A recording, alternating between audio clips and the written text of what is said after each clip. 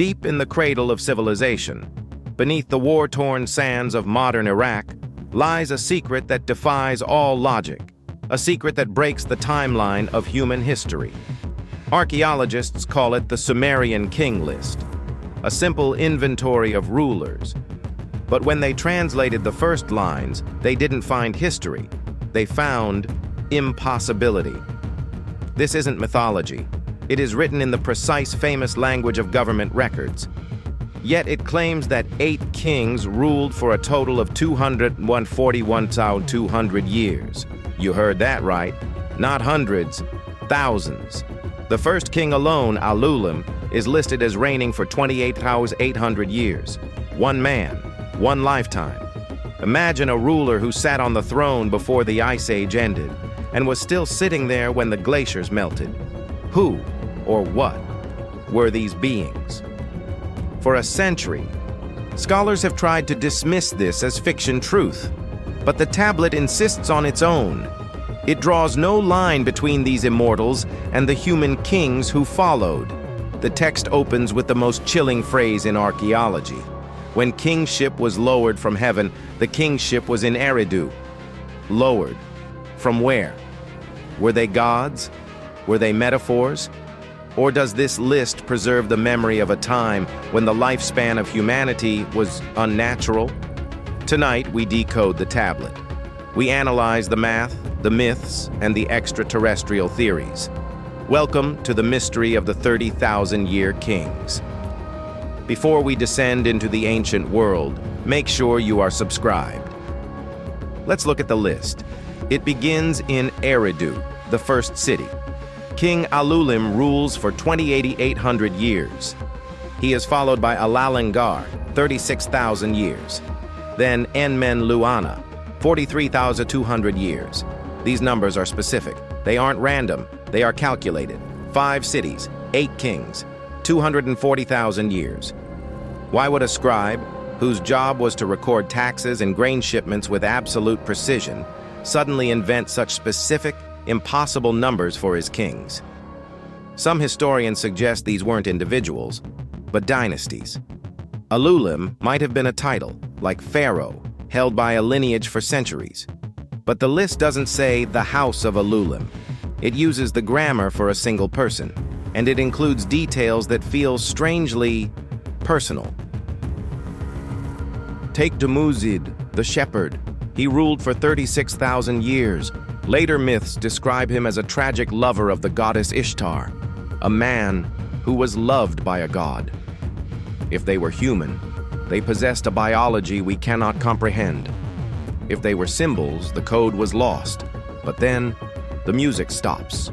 The list abruptly cuts off the reign of the immortals with a single, terrifying sentence. A sentence that changes the history of the world. It reads, "Then, the flood swept over." The massive cataclysm that reset humanity. The same flood found in the Bible and the Epic of Gilgamesh. After this global reset, the list continues. But something is broken. The connection to heaven is damaged. The numbers start to fall. The text says, after the flood had swept over and the kingship had descended from heaven again, the kingship was in Kish. The first king after the flood rules for 200 years, still impossible for us, but a fraction of his ancestors. The lifespan of royalty was bleeding away. Why? What changed? This brings us to the most controversial theory, the theory of the Anunnaki, those of royal blood. Alternative historians propose that the pre-flood kings were not human.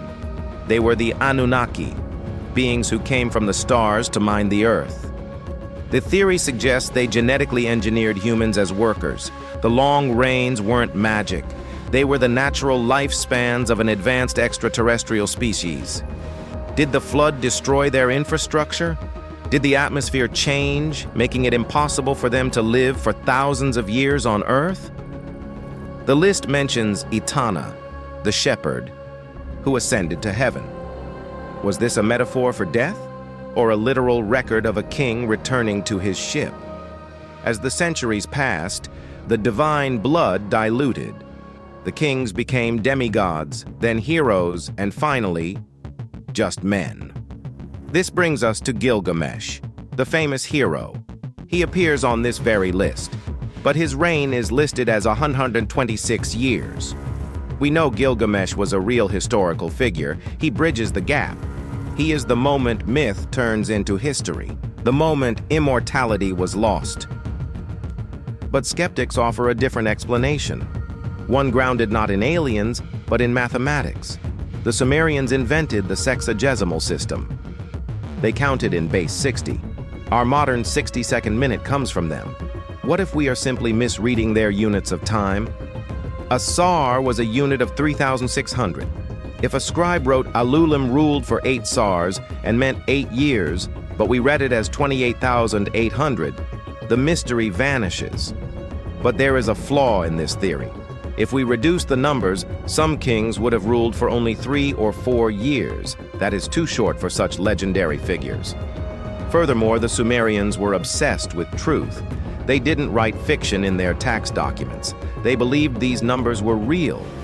Perhaps the numbers are a code, a gematria, a secret language where numbers represent the importance of a king, not his time on the throne.